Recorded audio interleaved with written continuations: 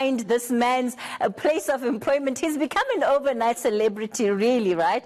So tell us, what do you know about him right now, and what do his employers have to say about the situation? Definitely, Kathy. The man of the hour, identified in the video as Elliot, as said by the pastor, as he's performing that so-called miracle that we saw, that's really been making some shockwaves through social media, receiving some backlash from the religious sector.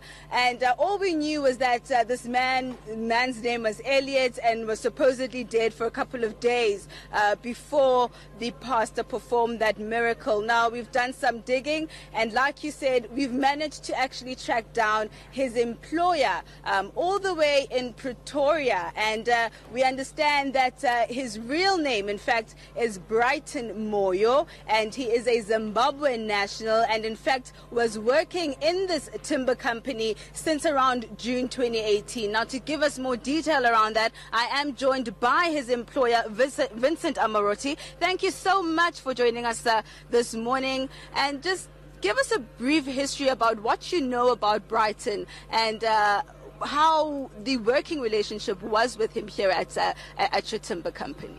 He was a very nice guy, and he came here about 6 months ago to learn the woodworking industry, and he was very willing and very able, but he was always very smartly dressed, and he at the Christmas party at the end of the year, he was one of the smartest.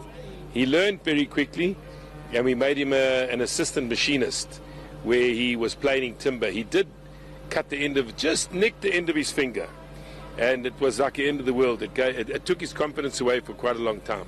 But he worked well, and he was a nice guy, and it was an absolute shock to see him in the video and to recognize him with his mouth wide open.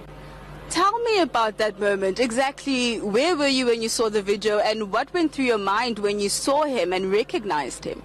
Well, we suspended him a couple of weeks ago for missing a Monday and coming late on a Tuesday.